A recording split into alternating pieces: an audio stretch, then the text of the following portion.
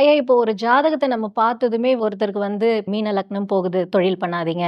அதேபோல கன்னி லக்னம் போகுது, பெருசா எதுலயும் இன்வெஸ்ட் பண்ணாதீங்க அப்படின்னு நம்ம பொதுவா ஒரு விஷயம் சொல்றோம். இப்போ ஒருத்தர் ஜாதகத்துல இவங்களுக்கு தொழில் தான் சரியா இருக்கும் அப்படின்ற ஒரு அமைப்பும் இருக்கும். அதேபோல இவங்களுக்கு வேலை பார்த்தா மட்டும் தான் இவங்களுக்கு பலன் இருக்கும் அப்படிங்கிறது. ஸோ இத நம்ம எப்படி ஐடென்டிஃபை பண்ண முடியும்? சாதாரணமா மிதுன லக்னம் போச்சுன்னு வச்சுக்கோங்களேன், அந்த அறிவே பார்த்தீங்கன்னா, இன்னொரு இடத்துல வேலை செய்ய விடாது அவனுக்கு. எனக்கு இவ்ளோ நாலேட்ஜ் இருக்கு. என்னுடைய பாஸ்க்கு ஒண்ணுமே தெரியல. அவன் போய் என்ன வேலை வாங்குறானே! அப்படின்ற ஒரு சிந்தனைகள் அதிகமாக இருக்கக்கூடிய தன்மை இருக்குமா? இருக்கும்.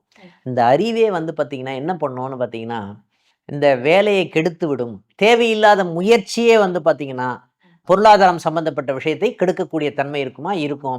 அப்போ ஆட்டோமேட்டிக்கா லாஸ் அப்படின்ற ஒரு விஷயம் ஏற்படுத்தி விட்டுரும்.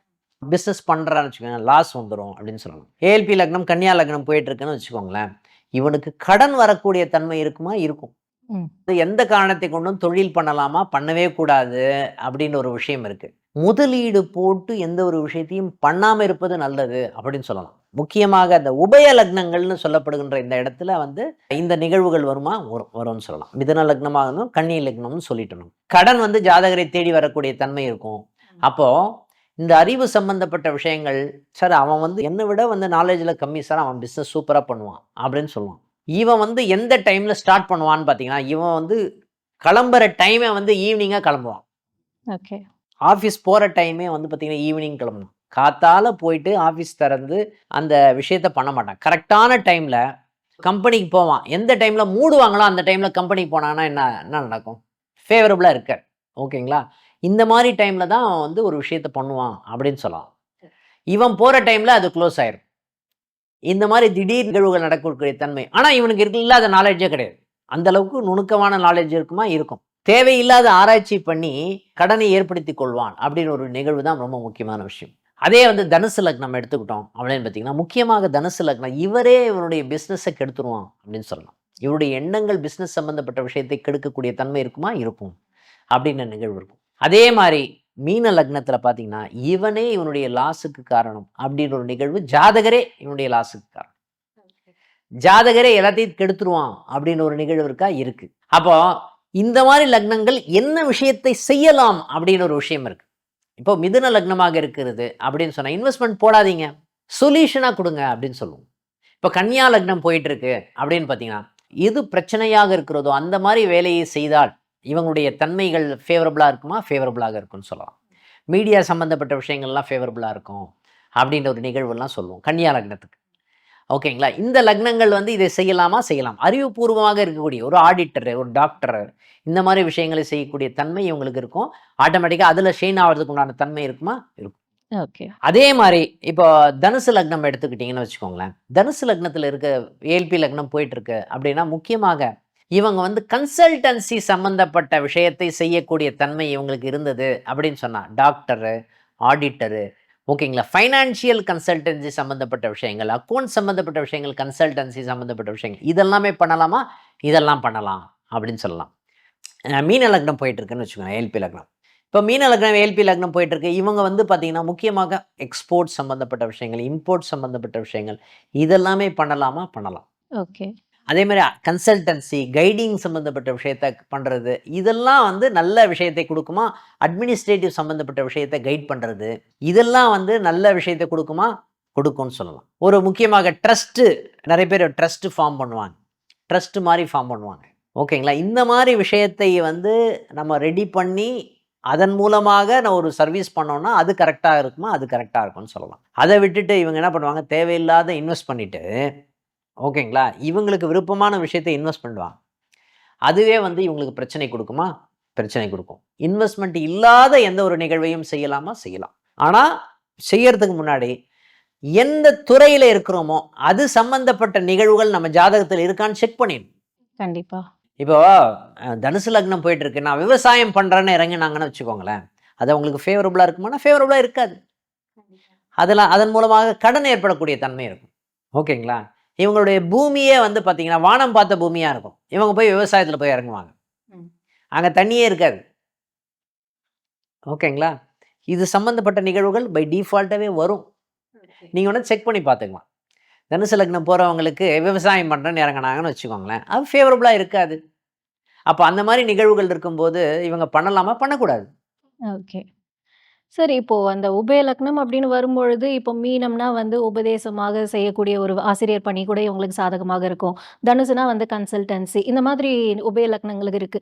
இப்போ அந்த 10 வருடத்திற்கு ஒரு முறை லக்னம் மாறக்கூடியது இல்லையா? அப்ப அவங்களுடைய தொழில் நிலை வந்து அடுத்த கட்டம் இப்போ அடுத்த லக்னம் போகும்பொழுது, அவங்க அதே தொழில வந்து ஃபாலோ பண்றதுங்கிறது கரெக்ட்டா இருக்குமா? இல்ல அந்த லக்னத்துக்கு உண்டான விஷயங்கள் எப்படி எடுத்துக்கொள் இல்லம்மா, அதனுடைய தன்மைகள் வந்து அவருடைய ஜாதகத்துல நிறைய பேர் இந்த மாதிரி ஒரு கேள்வி கேட்பாங்க. சார் லக்னம் மாறும்போது எல்லாமே மாறிடுமா? இல்ல. அதனுடைய கன்டினியூவேஷன் அந்த ஜாதகத்திலேயே இருக்கும். ஓகே. இப்போ லக்னம் வந்து மீன லக்னத்துல இருந்து மேஷ லக்னத்துக்கு வராங்கன்னு வச்சுக்கோங்களேன். 10ஆம் பாவம் சனி பகவான் ஃபேவரபிளா இருக்கும். ஆட்டோமேட்டிக்கா சனி பகவான் சம்பந்தப்பட்ட விஷயங்கள் அது அப்படியே கன்டினியூஸ் ஆகும். இவனுக்கு உண்மையிலேயே வந்து ஒரு லக்னங்கள்ல இந்த மாதிரி தொழில் சம்பந்தப்பட்ட விஷயங்கள் வரும். அதனால தான் வந்து சில இடத்துல தொழில் பண்ணக்கூடாதுன்னு நம்ம சொல்லுவோம். ரீசன் என்ன அப்படின்னு பார்த்தீங்கன்னா, திடீர்னு வந்து அந்த சனி பகவான் ஃபேவரபிளாவே இருக்கார். சனி பகவான் 5ஆம் இடத்துல இருக்காருன்னு வச்சுப்போம். அது ஃபேவரபிளா இருக்குமான்னு? ஃபேவரபிளா இருக்காது. கடன் ஏற்படக்கூடிய தன்மை கொடுக்குமா? கடன் ஏற்படக்கூடிய தன்மை கொடுக்கும். அது நல்லாவே இருக்காது. அப்படின்னு ஒரு நிகழ்வு இருக்கா? இருக்கு. மேஷ லக்னம் வரும்போது சனி பகவான் 5ஆம் இடத்துல இருக்கக்கூடாதுன்னு தெரியும் எல்லாருக்குமே. அப்போ அந்த இடத்துல தொழில் பண்ணலாமா? தொழில் பண்ணக்கூடாதுன்னு சொல்லுவோம். அதனால தான் இதை செக் பண்ணிக்கணும். அதனால தான் நம்ம ஏஎல்பியில் நம்ம என்ன சொல்லுவோம் அப்படின்னு பார்த்தீங்கன்னா, 20 வருஷத்துக்கு தொழில் நல்லா இருக்கான்னு பாருங்க. இப்போ கேட்குறாரு அவர் 40 வயசு. 60 வயசு வரைக்கும் அவருக்கு தொழில் வந்து நல்லா இருக்கணும். அந்த மாதிரி ஒரு நிகழ்வை அவங்க செக் பண்ணி அவங்க சொல்லிட்டாங்கன்னாவே நமக்கு தெரியும் 60 வயசு ரிட்டையர்மெண்ட் ஸ்டேஜ்னு சொல்லிட்டு. ஓகேங்களா? அப்போ 60 வயசு வரைக்கும் அவர் தொழில் நல்லா இருந்ததுன்னு மட்டும்தான் வந்து அவர் சஜஸ்ட் பண்ண சொல்லணும். தொழில் பண்ணுங்க, பண்ணக்கூடாது அப்படின்ற ஒரு விஷயத்த சஜஸ்ட் பண்ணணும். இல்லை அப்படின்னா தயவுசெய்து சஜஸ்ட் பண்ணாதீங்கன்னு சொல்லுங்க. இல்லை சார் நான் வந்து கன்சல்டன்சி தான் சார் பண்ணுறேன், தொழிலாக பண்ணலை, இன்வெஸ்ட்மெண்ட்டாக பண்ணலை நான் அப்படின்னு சொன்னாங்கன்னா வச்சுக்கோங்க, அது பண்ணலாமா? பண்ணலாம். ஓகே. பட் எல்லாத்தையும் நம்ம செக் பண்ணிக்கணும். ஏன் அப்படின்னு சொன்னால், நம்ம ஏஎல்பியில் வந்து 27 நட்சத்திரங்களுக்கும் தனித்தனியாக பலன் இருக்குது அப்படின்னு நம்ம சொல்லுவோம். அதை பேஸ் பண்ணி தான் பலனே எடுப்போம். ஓகேங்களா? 108 நட்சத்திர பாதத்துக்கும் வேல்யூ இருக்குன்னு சொல்லுவோம். இல்லை சார் 27 நட்சத்திரங்கள் எல்லாமே தெரியும் சார் எங்களுக்கு அப்படின்னு. ஓகே, பட் 108 நட்சத்திர பாதத்துக்கும் பலன் இருக்கு அப்படின்னு சொல்றதுக்கு ரீசனே தான்.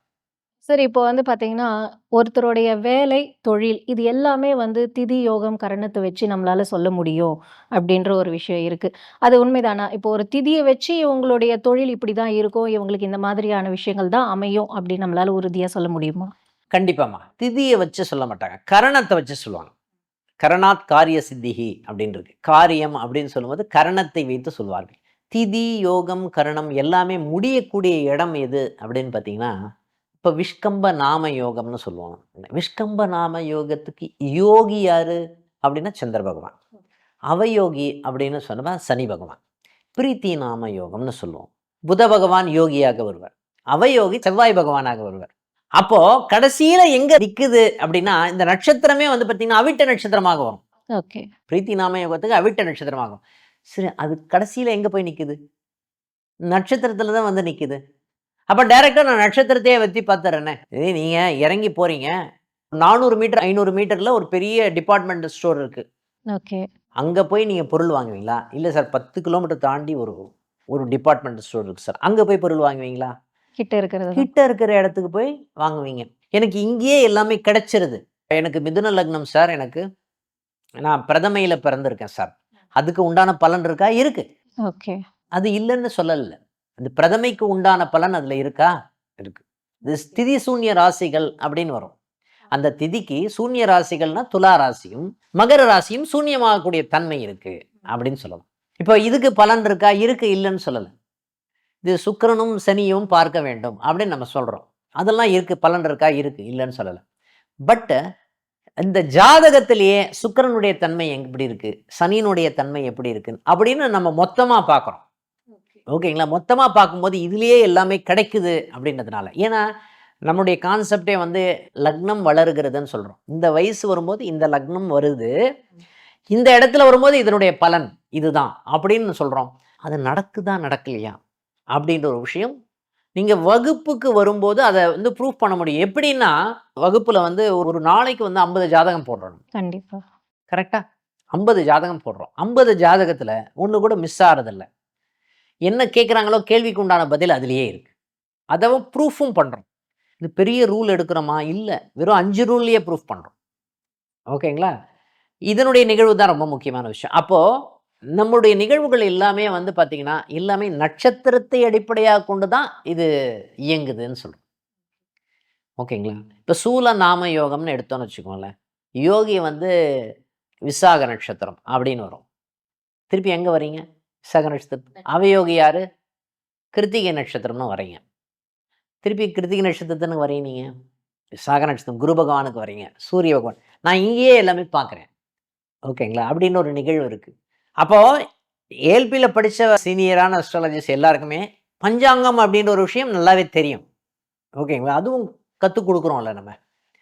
ஆனால் ஃபைனலாக வந்து பார்த்திங்கன்னா எல்லாருமே ஃபோக்கஸ் பண்ணுறது வந்து அந்த கிரகங்கள் எங்கே இருக்கிறது அப்படின்றத வச்சு தான் பலன் எடுக்கிறாங்க அப்படின்ற ஒரு விஷயம். நீங்கள் எப்படி சுற்றி பார்த்தாலும் இதனுடைய பலன் வருதா? வருது. ரொம்ப நன்றி சார். இந்த பஞ்சாங்கம் அப்படின்ற விஷயம் இப்ப வரைக்கும் வந்து கர்ணம், யோகம் இதெல்லாம் தான் வந்து ரொம்ப பேசிக்கா வந்து எல்லாருக்கும் மைண்ட்ல வரது. அந்த நாம எழுத்துக்கள் கூட இந்த அடிப்படையில தான் வந்து பேர் வைக்கிறது.